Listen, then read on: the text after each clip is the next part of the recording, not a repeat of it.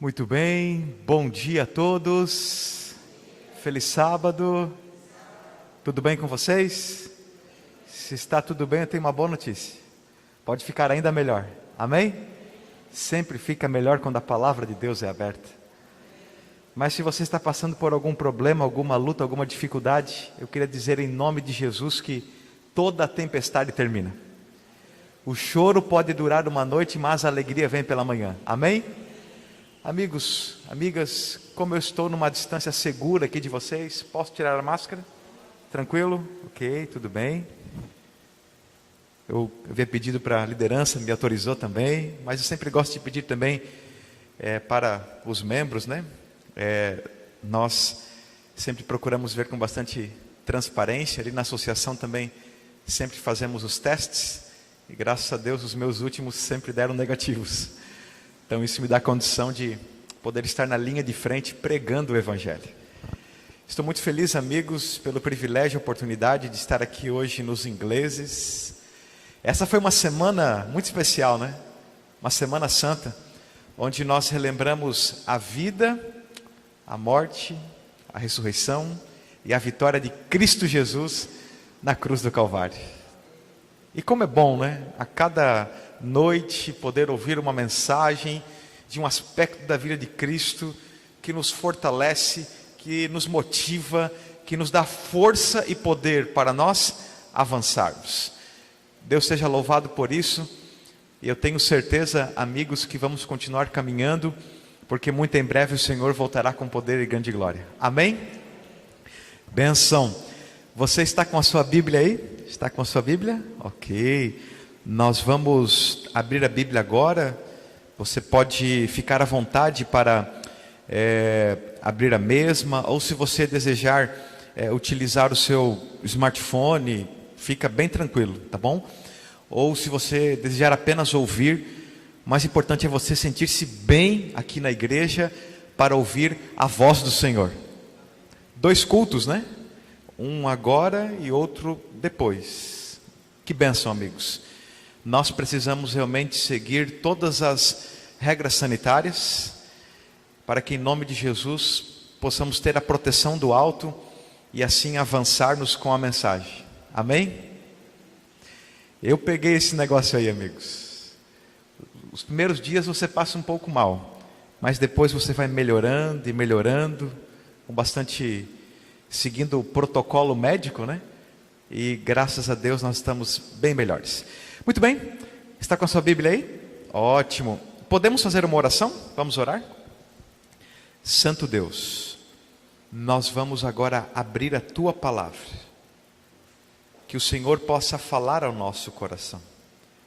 Que o mensageiro humano possa silenciar-se e não possa falar dele, mas que o Senhor possa falar.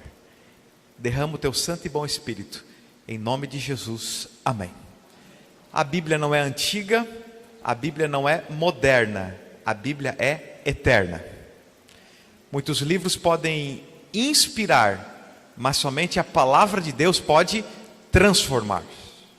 A Bíblia é mais atual que o jornal de amanhã. John Stott disse que a Bíblia nada mais é do que Deus pregando. Eu sempre gosto de ressaltar que, segundo o Guinness Book, livro dos recordes, a Bíblia é o livro mais lido, mais vendido e mais distribuído de todos os tempos. É uma pena que seja um dos livros menos praticados. Se fosse mais praticado, nós não veríamos tantas atrocidades. Eu quero convidar você a abrir a sua Bíblia no livro de Gênesis, capítulo 3. Gênesis, capítulo 3.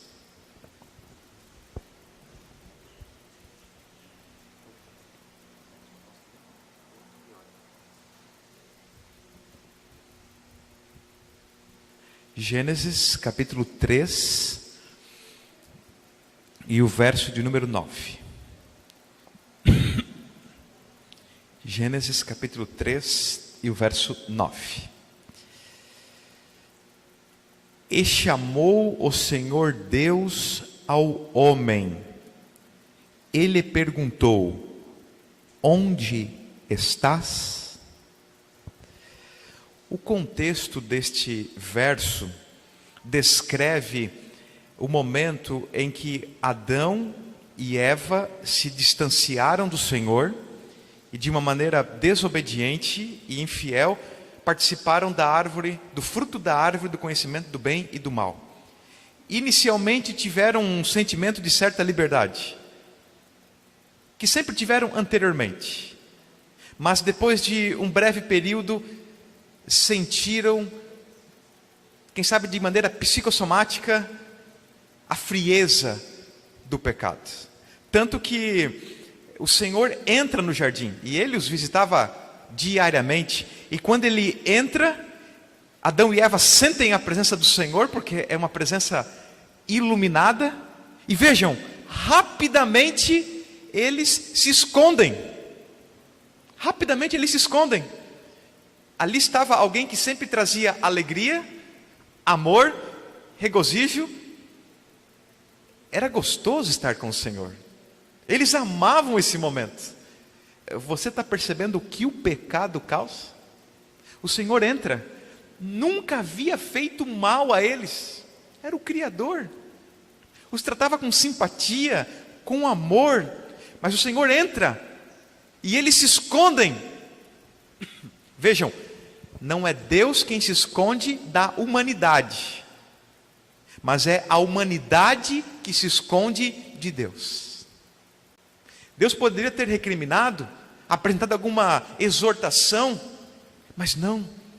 Vejam que no contexto desse versículo e do grande conflito entre o bem e o mal, esse versículo ele quer mostrar uma das faces do caráter de Deus. Nunca se esqueça, Deus é um Deus que procura. Deus é alguém que vai atrás. Para Deus não importa quantas vezes o ser humano cai, importa quantas vezes ele quer se levantar. Ninguém vai se perder por cair, mas sim por não se levantar. Particularmente penso que é muito mais fácil se salvar do que se perder, porque um dia alguém fez o mais difícil por nós, que foi morrer na cruz do Calvário.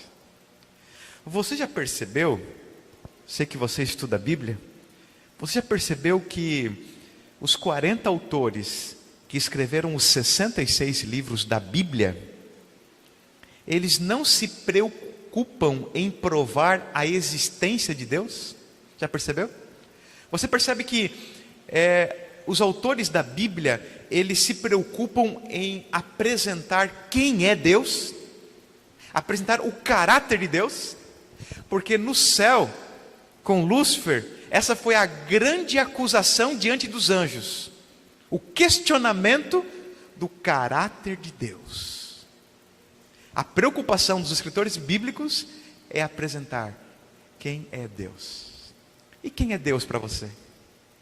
1 João 4,8 apresenta uma das mais lindas definições do caráter de Deus. É um texto conhecido, ali diz o seguinte: aquele que não ama, não conhece a Deus, porque Deus é amor. A medida do amor é amar sem medida. Aqui em nosso estado, nós sabemos por experiência própria o poder das águas. Já inundaram cidades, já devastaram vidas. Cantares 8,7 diz: as muitas águas não poderiam apagar o amor, nem os rios afogá-lo. Ainda que alguém desse todos os bens de sua casa pelo amor, seria de todo desprezado. O amor é a maior força desse mundo, amigos. E o amor imutável, puro, verdadeiro e completo, nós encontramos apenas no Senhor. Esse texto, vejam, a Bíblia tem 1189 capítulos. É o início da Bíblia. Você percebe que os 2 primeiros capítulos da Bíblia são sem pecado, do ponto de vista terra. O capítulo 3, o pecado entra. E quando o pecado entra, quem está do lado para salvar? Quem está do lado para redimir? Quem está do lado para dar uma nova oportunidade? Esse texto mostra para nós que nesse mundo de trevas, onde Satanás levantou a sua bandeira, Cristo Jesus levantou a sua cruz. Na criação o Senhor mostra a sua mão, na redenção Ele mostra o seu coração. A porta que Deus abre, ninguém fecha. O que Deus constrói, ninguém destrói. Quem por Deus espera, jamais se desespera. Quem não tem tempo para Deus, já está perdendo tempo. As promessas de Deus são como as estrelas. Quanto mais escura a noite, mais elas brilham. Algumas vezes, as pessoas elas afirmam: eu encontrei Deus. Mas eu pergunto, será que Deus estava perdido para ser encontrado? Será que não é exatamente o contrário? Nós perdidos e o Senhor nos encontrando? Se você está aqui nessa manhã, é porque você foi encontrado pelo Senhor. Através, quem sabe, de um livro missionário, de um DVD missionário, de um folheto, da Rede Novo Tempo de Comunicação, de um missionário, ou dos meios mais diferentes possíveis. Se nós estamos aqui, é porque o Senhor, de uma ou outra maneira, Ele perguntou e enviou a mensagem de salvação para cada um de nós. Essa pergunta continua sendo ecoada, mesmo em um mundo de pecado. O pecado, ele causa separação. O pecado, amigos, é maligno. O pecado, ele é enganoso. Se o pecado é o alimento do diabo, mate-o de fome. O diabo, ele é como um cão acorrentado, só morde se chegar perto. Não brinque de ser cristão, porque o diabo não brinca de ser diabo. Deus não nos salva na graça para vivermos na desgraça. Ele enganou Adão e Eva, e através das suas estratégias contextualizadas, Ele também quer enganar a mim e a você. É por isso que nós precisamos manter sempre viva em nossa vida a chama da comunhão. A marca de um cristão, amigos, não é a perfeição. A marca de um cristão é a consagração. Consagrado não é aquele que trabalha o tempo todo para Deus. Consagrado é aquele que permite ser trabalhado por Deus. Nunca tente conseguir com as mãos aquilo que você vai conseguir exclusivamente através da oração. Você já esteve em um beco sem saída? Na sua vida, pessoal? Você olha para a esquerda, não tem saída. Você olha para a direita, não tem solução. Você olha para trás, nem pensar. Você olha para frente, também não dá. Quando a vida te apresentar becos sem saída, lembre-se que a única saída não é para a direita, nem para a esquerda, nem para trás, nem para frente. A única saída é para cima. É olhando para o alto. Porque quando você olhar para o alto, você vai ver alguém dizendo: não temas. 366 vezes. Um para cada dia do ano. Se algum dia você sentir-se sozinho, sozinha, solitário, solitária, saiba de uma coisa: não foi Deus quem se esqueceu de você. Sempre somos nós que nos esquecemos do Senhor. Em Salmos 23, verso 4, ele diz: ainda que eu ande pelo vale da sombra da morte, não temerei mal algum, porque tu estás comigo. Amém? Deus é um Deus que procura, e a Semana Santa ela mostra isso. Ao enviar Deus, seu Filho amado, Ele mostra o grande plano que Ele tem para a humanidade. É interessante que quando Jesus esteve na terra, quando Ele falava de seu Pai, quando Ele falava de Deus, Ele utilizava a expressão Abba no grego, para se referir ao Pai. E Abba em grego não é a forma fria de pai, mas é a forma querida de pai. Como no inglês, father, dad, pai, papai. É como no Brasil também, em algumas regiões, uns pai, outros papai, outros painho. Existe uma maneira querida de se retratar, se endereçar ao Pai. Jesus, ele utilizava a expressão Abba, que significa Pai querido. Blaise Pascal, que foi um filósofo francês, ex-ateu, que se converteu, século XVI, se eu não me engano, ele diz o seguinte: por trás de cada ato humano, existe um desejo incontido de encontrar felicidade. O problema é que o ser humano busca a felicidade no lugar errado. É por isso que nós temos Bíblia, e a Bíblia apresenta um Deus que procura, um Deus que não desiste, um Deus que não faz queima de arquivo, mas um Deus que redime, que dá novas oportunidades e convida o seu povo a viver com Ele. Amém? Ele procura, porque Ele quer apresentar o remédio, o antídoto para o pecado e para todas as amarguras dessa vida. Segundo texto, Romanos, capítulo 1 e o verso 16.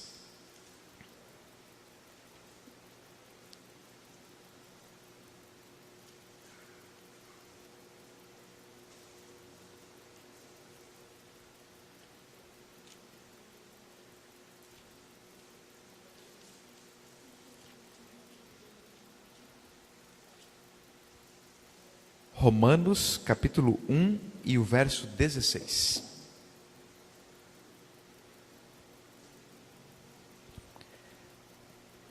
Pois não me envergonho do Evangelho, porque é o poder de Deus para a salvação.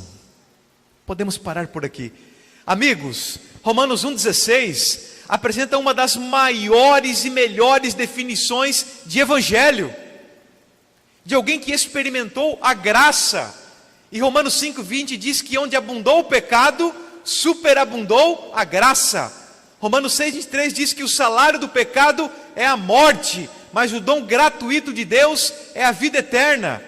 1 João 5:10, 12 diz: quem tem o Filho tem a vida, quem não tem o Filho não tem a vida. O Evangelho nada mais é do que o remédio, do que o antídoto, do que o poder para quebrar toda a indiferença do mundo, para quebrar todas as algemas e celas do pecado. É por isso que esse Evangelho, ele não apenas liberta, mas ele transforma. A natureza forma, a cultura informa, o pecado deforma, mas o Evangelho de Cristo transforma. Cristianismo não é melhoramento de caráter, cristianismo é transformação. Deus perdoa, mas Ele também transforma. Romanos 12:2 nós lemos Paulo dizendo: transformai-vos. E transformação em grego é utilizada a expressão metamorfose, representa aquela mudança biológica daquela lagarta em uma linda borboleta. Deus salva, Deus dá novas oportunidades e Deus transforma através de Cristo Jesus. Amigos, é maravilhoso estudar a vida de Cristo. Nós precisamos ter mais de Cristo na nossa vida, para espantar-nos o egoísmo, o orgulho, esses sentimentos mesquinhos. Olhe para Cristo, amigos. Não é que não teve lugar para Ele nascer, Ele nasceu numa estrebaria. Ele é Deus. Ele poderia ter nascido aonde Ele quisesse, mas Ele quis nascer lá, para mostrar a base do seu reino: humildade, serviço, abnegação, altruísmo, espírito de sacrifício. Na faculdade de teologia, em uma certa matéria, um professor nos desafiou a ler uma coleção de livros de um ex-ateu. Ele escreveu 5 livros sobre Cristo, com o título Análise da Inteligência de Cristo. Esse autor, que é um psiquiatra, ele resolveu estudar a vida de Cristo, Mateus, Marcos, Lucas e João, para desenvolver uma série acadêmica contrafazendo o cristianismo, destruindo o cristianismo. Aí então ele estudou academicamente, cientificamente e clinicamente os atos de Cristo. E sabem qual foi a sua conclusão? Ele deixou de ser ateu e aceitou o cristianismo. Ele percebeu a relevância dos ensinamentos de Cristo para o mundo. E ele afirma que se os ensinamentos de Cristo fossem mais praticados, nós não veríamos as atrocidades que esse mundo tem apresentado. Ellen White afirma que far-nos-ia bem passar 1 hora a refletir sobre a vida de Cristo, de maneira especial os últimos momentos da sua vida. Quem não conhece a Cristo, não conhece a profundidade da vida. Cristo é um substituto para tudo, mas nada substitui Cristo. Nunca alguém tão grande tornou-se tão pequeno para tornar grandes os sonhos dos pequenos. Um dia o Filho de Deus tornou-se o Filho do homem, a fim de que os filhos dos homens pudessem tornar-se filhos de Deus. Agostinho certa vez afirmou que a cruz é o púlpito onde Deus pregou o seu amor. John Stott afirma que Cristo é o centro da história, o eixo das profecias e o coração da missão. Eu gosto muito de algumas analogias da pessoa de Cristo. Vejam, amigos, raciocinem comigo. Em biologia, ele nasce não através de uma concepção natural. Em química, seu primeiro milagre, ele transforma água em suco de uva. Em economia, ele subverte a lei dos rendimentos decrescentes ao alimentar uma multidão com 5 pães e 2 peixinhos. Em física, ele quebra a lei da gravidade ao ascender aos céus sem nenhum tipo de auxílio humano. Em medicina, ele dá vista aos cegos, ele cura leprosos sem administrar uma única dose de remédio. Em direito, que é uma área um pouco mais tumultuada, ele é chamado de maravilhoso conselheiro e príncipe da paz. Em história, ele é conhecido como o Alfa e o Ômega. E em religião, ninguém vai ao Pai senão vir a Ele primeiro. Amém?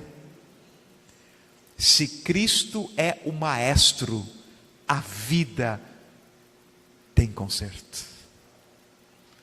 O ser humano pode comprar posição, mas não respeito. O ser humano pode comprar pessoas, mas não amigos. Livros, mas não sabedoria. Um relógio, mas não um tempo. Uma casa, mas não um lar. Comida, mas não apetite. Uma cama, mas não o sono. Remédios, mas não saúde. Até sangue o ser humano pode comprar, mas não vida. Porque vida, verdadeira vida, quem tem para dar é só Jesus.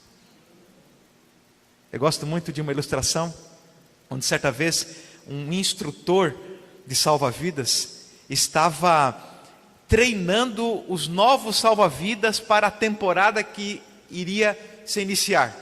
Então ele apresentou 3 ações quando aqueles recrutas vissem alguém se afogando na praia.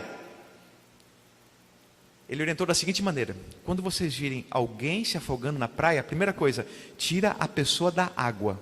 Na água você não vai conseguir fazer nada. Tira a pessoa da água o mais rápido possível. Segunda, tira a água da pessoa, falando sobre a água dos pulmões, que poderia ter entrado. E a terceira, faça uma massagem cardiopulmonar, procurando reanimar a pessoa.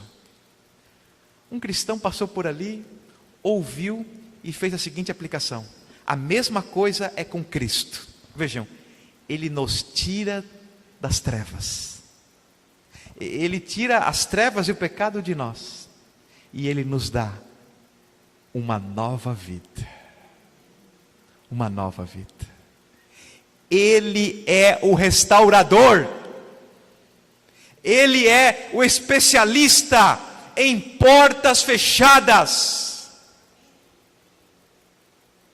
causas impossíveis é a sua principal especialidade. E a Bíblia está aí para provar tudo isso que eu estou falando. Se cada dia for bem vivido com Cristo, cada ontem será uma doce saudade e cada manhã uma alegre esperança. Nesse mundo turbulento de crises, de insegurança, Deus quer te dar paz. Porém, paz não significa que você não possua problemas. Significa que os problemas não possuem você. A mesma água fervente que endurece o ovo, amolece a batata. Já percebeu? Não são as circunstâncias da vida que mudam você, mas sim o que tem lá dentro. E o que tem dentro de você? Cada um de nós é o arquiteto do seu próprio futuro. Quanto mais de Cristo você estiver lá dentro, melhor você será. Você terá um prisma diferente da vida. Você vai perceber que nada acontece por acaso. Você vai ter a ciência que você não está sozinho. E que Deus tem um plano maior e melhor para tudo. Porque o Evangelho de Cristo perdoa, salva, restaura, transforma e mostra um rumo a mim e a você. Amém? Último texto, amigos, para nós concluirmos, para eu ficar bem dentro do tempo. Apocalipse capítulo 22 e o verso 17. Nós começamos em Gênesis e nós vamos terminar em Apocalipse. Você percebeu que em Gênesis Jesus é predito, nos evangelhos Jesus é revelado, em Atos Jesus é pregado, nas epístolas Jesus é explicado, e no Apocalipse Jesus é esperado. Eu amo Apocalipse. É um livro fantástico. Gosto muito de estudar esse livro. E sabem qual que é o nome que mais aparece em Apocalipse? Não é besta. Não é dragão. O nome que mais aparece em Apocalipse é Jesus. 53 vezes. Sabe por quê? O tema principal desse livro é salvação, chamado, redenção. Lembram-se de Gênesis? Adão, Eva, onde vocês estão? Agora, olha como termina a Bíblia, um dos últimos versos da Bíblia, capítulo 22, verso 17. O Espírito e a noiva dizem, vem. Aquele que ouve, diga, vem. Aquele que tem sede, venha. E quem quiser, receba de graça a água da vida. Que emocionante, hein, amigos? Que emocionante. A vida que Deus quer oferecer para nós, ela é de graça, mas custou a vida do bem maior de Deus.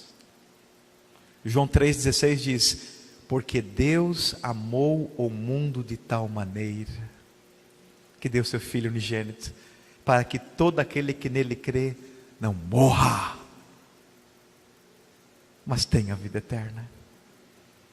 A morte morreu de medo ao ver Jesus nascer. O cemitério é um dos lugares mais tristes do mundo, mas na volta de Jesus será um dos lugares mais desejados, porque pessoas fluirão para lá com o objetivo de encontrarem os seus queridos. Ele disse, eu sou a ressurreição e a vida. É interessante a descrição da volta de Cristo, e é assim que Apocalipse termina, com a volta de Cristo. Ele volta com miríades e miríades de anjos, ele volta para buscar o seu povo.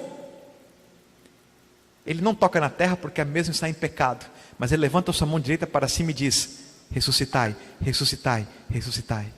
Ao som daquela melodiosa voz, aqueles que morreram em Cristo são ressuscitados. 1 Coríntios 15, 52 diz que num abrir e fechar de olhos, nós seremos transformados. Os primeiros seres humanos desse mundo eram muito diferentes de nós. Adão possuía quase 4 metros, Você percebeu que os antediluvianos não escreviam livros? Eles conseguiam memorizar tudo em sua mente. Deus vai restaurar todas as coisas, amigos, todas. 1 Coríntios 2, 8, 9 diz que nem olhos viram, nem ouvidos ouviram, nem jamais penetrou em coração humano o que Deus foi preparar para aqueles que o amam. Talvez alguém se pergunte, mas pastor, nós não vamos continuar com o livre-arbítrio, com a liberdade? Sim, mas será que alguém não pode ser tentado a desobedecer? Como Lúcifer, Adão e Eva? Essa possibilidade sempre vai existir, porque Deus não criou robôs. Porém, profeticamente, Naum afirma: o mal não se levantará pela segunda vez. Nunca mais mortes. Nunca mais tristezas, doenças, dores e crises. A ordem do universo será restabelecida. O caráter de Deus será vindicado. E a raiz do mal será eliminada para sempre. O tempo é curto, amigos, mas este mesmo capítulo 22 mostra para nós que nós veremos Jesus face a face, contemplaremos o Senhor. Esse texto mostra para nós o seguinte: cada um de nós é o arquiteto do seu próprio futuro. O que leva ao êxito não é a distância percorrida, mas o rumo tomado. Amigo, amiga, querido, querida, você é livre para tomar as suas escolhas, mas sempre será escravo das consequências. Céu é vida com Deus, inferno é vida sem Deus. Céu ou inferno não são recompensas, mas consequências das nossas próprias decisões. Max Lucado afirma que se houvessem 1000 passos entre Deus e você, Ele daria todos, menos um. O primeiro precisa ser o meu e o teu passo. O primeiro em buscar a comunhão diária com Deus. O primeiro em tomar a decisão de ser fiel. As declarações de Cristo são tão contundentes. Ele certa vez afirmou: o que adianta o ser humano ganhar o mundo inteiro e perder a sua alma? Amigos, tudo nessa vida é passageiro. E é por isso que ele diz, olhando para os discípulos: vós acumuleis tesouros no céu. Não acumuleis tesouros na terra, onde a traça e a ferrugem corrói. Você concorda que nós nunca sabemos o dia de amanhã? Nós não sabemos nada, amigos. A vida é muito efêmera e passageira. E o meu objetivo é levá-los a uma ação. Se Jesus voltasse hoje, você estaria preparado? Se ao final do culto você saísse com seu veículo para a sua residência, e nesse meio trajeto alguém atravessasse a sua frente, você colidisse, fosse levado para o hospital e lá não retornasse, você estaria preparado? Se de uma hora para outra você contraísse esse vírus, fosse entubado, não sabendo se voltaria ou não, você estaria preparado? São questões que nós precisamos levantar diariamente, porque o pecado faz com que nós nos esqueçamos a necessidade de estarmos preparados diariamente. Sabem qual é o texto mais repetido da Bíblia? Tem alguns textos repetidos, de propósito. O Senhor é o professor mestre. Ele deixou repetido para que eu e você entendamos, nos lembremos. O texto mais repetido é: se hoje ouvirdes a sua voz, não endureçais o vosso coração. Várias vezes é repetido, apresentando para nós a necessidade de estarmos consagrados e decididos, hoje e agora. Se você colocar tudo nas mãos de Deus, você verá a mão de Deus em tudo. O poder da grandeza de um ser humano está no tamanho de sua entrega a Deus. Eu gosto muito de uma história, eu quero terminar com ela. Certa vez, em um vestibular, a nota máxima era de redação. Então, o enunciado dizia: desenvolva a sua redação com o que você vê na folha em anexo. Então os estudantes foram à folha anexa, só que a folha anexa estava em branco. Então um dos alunos levantou a mão e disse: professor, a folha está em branco, eu não vejo nada. Daí o professor disse: é só isso que você vê em uma folha em branco? De repente um outro aluno levantou a mão e disse: professor, nesta folha em branco eu vejo uma oportunidade. Queridos, nesse final de semana especial, Deus está nos dando uma folha branca, uma oportunidade de buscarmos mais ao Senhor, de renovarmos a nossa fé, de sermos missionários. Quem sabe o maior título que nós podemos ter não é de um PhD, não é de um título secular, mas quem sabe o maior título seja fiel, homem de Deus, mulher de Deus. Você percebeu que quem anda nos caminhos do Senhor com profundidade é alguém que tem luz, tem um brilho especial. Quem tem luz exterior caminha sem medo de tropeçar. Quem tem luz vinda de Deus caminha sem medo de viver. Essa luz Deus quer colocar em nossa vida, para que possamos ver uma vida apaixonante. É isso mesmo. É isso, uma vida com propósito, uma vida com emoção. E o verdadeiro propósito vem quando nós entregamos ao Senhor, quando somos fiéis a Ele. Todos aqui têm um ministério, todos. Deus não te chamou apenas para o sucesso acadêmico ou material, Deus te chamou para fazer a diferença na vida das pessoas. Termino, amigos, para ficar bem dentro do meu tempo, dizendo o seguinte: não faça da sua vida um rascunho, pode ser que você não tenha tempo de passá-lo a limpo. A vida é como uma moeda, você pode gastá-la como você quiser, mas você só pode gastá-la uma única vez. O meu apelo para você nessa manhã é: gaste-a do jeito certo. Você nunca deixará de ter guerras e batalhas na sua vida, você simplesmente precisa aprender a lutar. Jesus venceu no deserto, Adão fracassou no paraíso. O problema não está no lugar, mas sim em nossas atitudes, escolhas e decisões.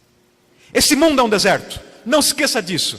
Nós estamos marchando para Canaã, mas lembre-se que os pés suportam o deserto quando Jesus está no coração. Deus só leva para o deserto quem Ele quer exaltar na montanha. Tenha fé. Sem fé é impossível agradar ao Senhor. A verdadeira fé não exige explicações, ela descansa nas promessas. A preocupação olha para o lado, a mágoa olha para trás, a fé olha para cima. A fé vê Deus e Deus vê a fé.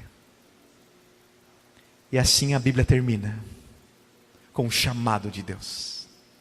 E enquanto houver vida e a porta da graça estiver aberta, o ser humano vai ouvir aquela pergunta: ei, você, onde você está? Vai ouvir a pergunta: o Evangelho é o poder para transformar e salvar? E vai ouvir a pergunta: o Espírito e a noiva dizem vem. E quem quiser venha e receba de graça a água da vida. Certa vez foi perguntado para Mark Finley: como você resumiria o Apocalipse? Satanás é um perdedor, Jesus é um vencedor. Satanás tem pressa para destruir, Jesus tem pressa para voltar. E povo de Deus, nesse lindo dia de sábado, nós temos pressa para pregar. Nós precisamos de mãos que trabalhem, mentes que planejam e corações que amem. Quando Deus chama alguém, Ele não olha a sua habilidade ou sua incapacidade, mas sim a sua disponibilidade. Quantos nesta manhã, queridos, gostariam de dizer: Senhor, eis-me aqui, quero aceitar o teu convite, quero renovar a minha fé, quero entregar a minha vida ao Senhor. Amém? Posso orar com você? Vamos orar. Santo Deus, muito obrigado pelo teu grande amor e pela tua graça. Obrigado por esse excelente número de membros. Eles vieram porque têm fome e sede da tua palavra. Abençoa cada um deles, os amigos que estiveram conosco pela internet. Pai, nós somos de ti. Nós aceitamos o teu convite, o teu chamado. Nos ajude a vivermos uma vida fiel, de proclamação do Evangelho e de anúncio do teu reino. Colocamos tudo em tuas mãos, Senhor. Dê-nos uma continuidade de sábado feliz e abençoado ao teu lado. Em nome de Jesus. Amém.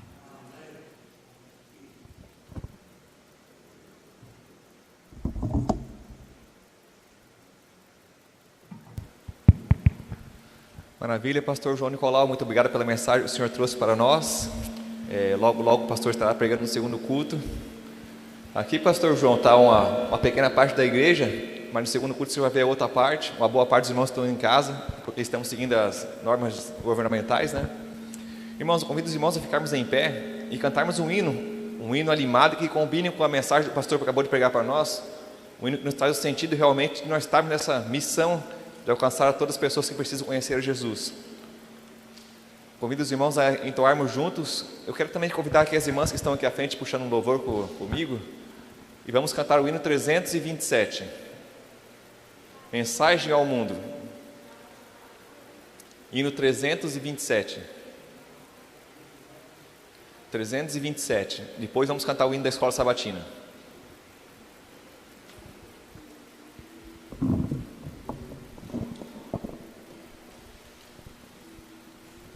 Empolgados, cantemos esse hino, irmãos.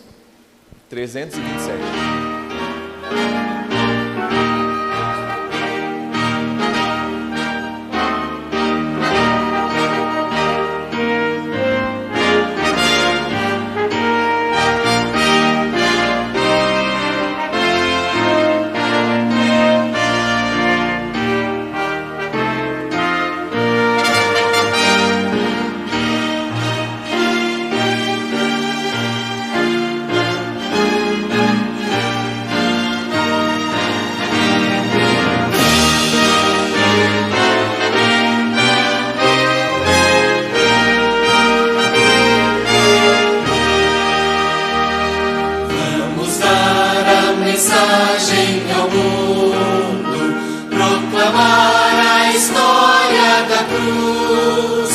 História de amor e graça, história de paz e luz, história de paz e luz.